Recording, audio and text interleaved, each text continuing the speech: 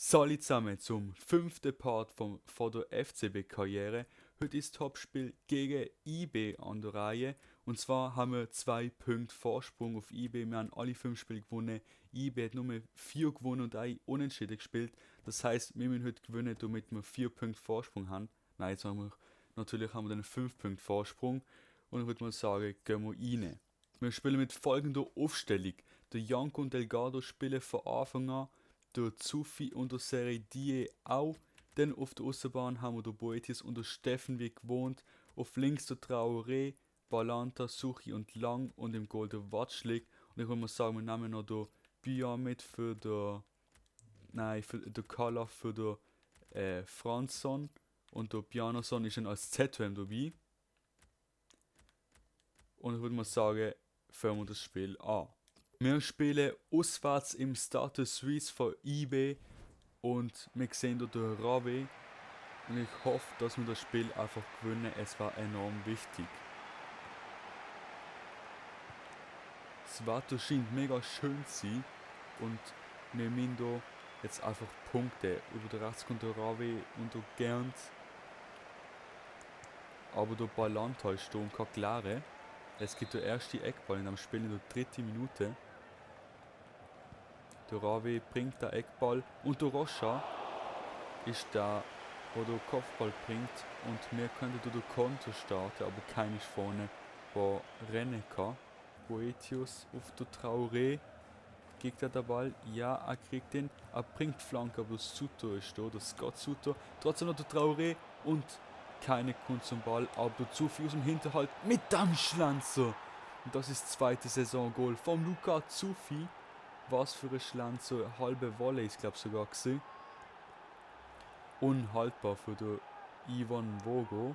Da sehen wir von Bergen, tut da nicht genug rausköpfeln, genau zum Zufi und der schlanzt den unhaltbar ins Goal.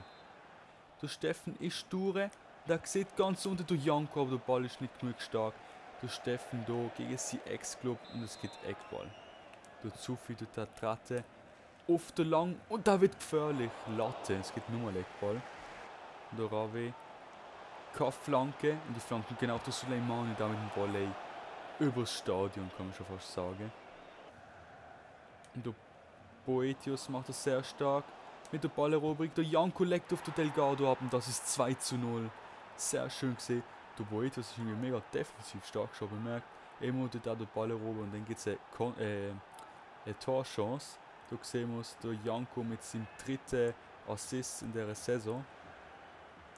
Und der Delgado muss auch nur noch reinschlanzen. Mit in der 45. Minute. Es steht 2:0 in der Pause.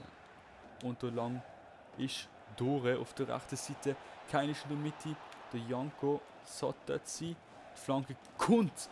Und der Mvogo und der Janko springen in den Ball. Aber der Mvogo hat natürlich mit seiner Hand den Vorteil. Bringen der Pianoson für den Delgado.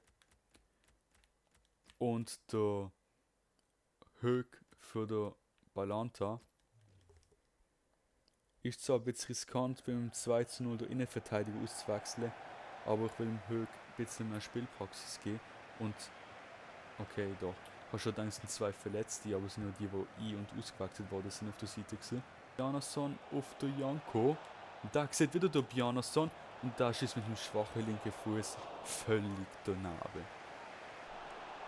Der Bjarnason kann den Ball nicht erobern, aber jetzt trotzdem der Kala sieht oder Janko und jetzt der Seitenwechsel auf den Boetius. Was für ein starker Ball. Und der Boetius bringt dann mit zum Janko und der trifft nur mit der Pfosten. Schon wieder das leere Goal verschossen. Ich weiß nicht, was bei unseren Stürmer läuft. Schon in den letzten Spiel der Dumbia und der Janko, die einfach das leere Goal nicht getroffen haben. Und das ist unser nächster Sieg. Wir gewinnen auch gegen IB mit 2:0. Wir hätten mehr daraus machen, aber der Janko verschießt das leere Goal. Nach dem 2:0 Sieg tun wir als erstes wieder mal trainieren.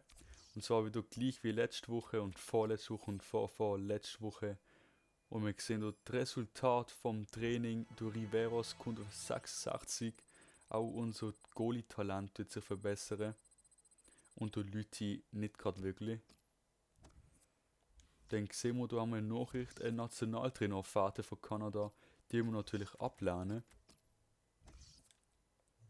Und dann tun wir im Kalender weiter simulieren bis zu unserem Match gegen Lausanne. Und wir haben keine neue Nachricht bekommen, wie es aussieht. Doch eine haben wir.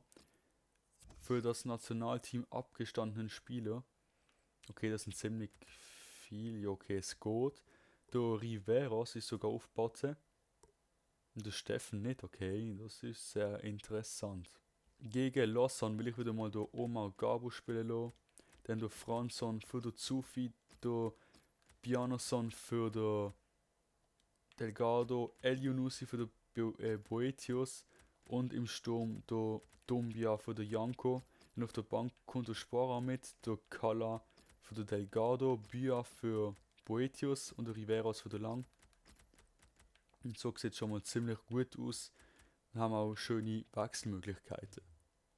Der Dumbia hat von Anfang an und das gibt schon die erste Chance. Der Chaka wird geschickt vom Dumbia und das ist 1:0 in der 3. Minute. Taulan Chaka, albanischer Nationalspieler, Bruder von Granit, macht das 1:0. Fixstart. Und ein mega schönes Zusammenspiel gesehen vom Seydou Doumbia und dem Granit. Nein, Taulan Chaka. Der Gabo auf der Steffen, dann nimmt den Abe, spielt in die Mitte auf der Bjarnason und damals 2:0. Der Pass vom Gabo auf der Steffen ist ja mal so etwas von sensationell gesehen. Dann nimmt den Abe, sieht der Bjarnason und der macht es 2:0. Und jetzt der Doumbia auf der Bjarnason, da auf der Chaka und kann das sein zweites Goal machen? Nein, der Da Silva tut hier klaren. El Yunusi, Doumbia, wieder El Yunusi auf der Bjarnason und das ist 3:0 auf Vorarbeit vom Mohamed El Yunusi, Entschuldigung, und der Birkir Bjarnason macht das sehr schön. Und der El Yunusi wirklich mit einem mega Pass durch die Lücke, also wirklich 30 Minuten 3:0. Oh, das sieht nicht so gut aus. Chaka sieht der Steffen, was ist denn das wieder mal für ein Pass? Steffen mit der Flanke und der Doumbia wird er noch gehindert am Abschluss. Es geht Eckball. Bjarnason auf der Steffen. Jetzt, was macht der Steffen? Er sieht unter der Doumbia und da mit dem Kopf völlig daneben. Und das geht jetzt die erste Wechsel. Der Steffen wird ausgewechselt, für ihn kommt der Bia.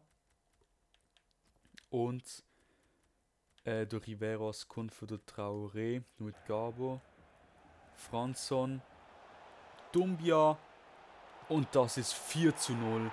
Eiskalt vor dem Goal, so will man das sehen. Eingeleiteter Angriff vom Bia, Gabo, Lang spielt gar nicht, aber Franson genau ist es und der Bjarnason und dann der Doumbia mit dem Abschluss. Und wie gesagt, in etwa 4 Minuten kommt dann der Spora für ihn. Auch der Gabo ist nicht mehr so, wie sie von und da hackt er einen ab. Frustfaul vom Ägypten und es gibt die rote Karte. Völlig unnötig, aber ich muss sagen, wir nehmen jetzt den Chaka hinten und der Bjarnason auf die 6. Das ist jetzt völlig unnötig von mir. Aber naja, 4:0 und eine rote Karte, das ist schon mega dumm. Bjarnason im Doppelpass mit dem Spora. Und jetzt steht Bjarnason durch, er passt auf den Spora und das schiebt ihn zum 5:0. Und das mag man ihm gönnen. Der Spora mit seinem ersten Saisongoal. Wieder Vorarbeit vom Birkir Bjarnason. Ich glaube, der hat jetzt 4 Scorerpunkte am Spiel gemacht. Unglaublich. Unser Isländer. Und das ist 5:0. Unglaublich. Was ein Sieg. Wir sehen es doch vielleicht nochmal bei der Leistung, glaube ich, ist das. Ja. Birkir Bjarnason 10,0 Bewertung, 2 Goal, 2 Vorlagen. Und sonst irgendwo noch da Taulan Chaka natürlich 1 Goal, 9,3 Bewertung. Doumbia 9,2, 1 Goal, 1 Vorlage. Steffen eine Vorlage, also mega starkes Spiel von unserer Mannschaft. Unser Scouting-Update: Pascal Eckeberger bis zu den 72, da müssen wir unbedingt verpflichten, aber das ist wieder ein Goalie. Das nervt ein bisschen. Alle guten Spieler sind immer Goalies. Nein, wir können es nicht. Und der Bjarnason will von Anfang an spielen. Okay, das uns aber nicht interessiert. Das nächste Spiel gegen St. Gallen kommt im nächsten Part. Wir sehen uns hier 5 Punkte Vorsprung auf IB. Mega gut. Torschützenliste Gern auf Platz 1 mit 5, Bjarnason auf Platz 7 mit 3. Und sonst seht mir alles. Bis zum nächsten Mal, würde ich mal sagen, eure Tommy.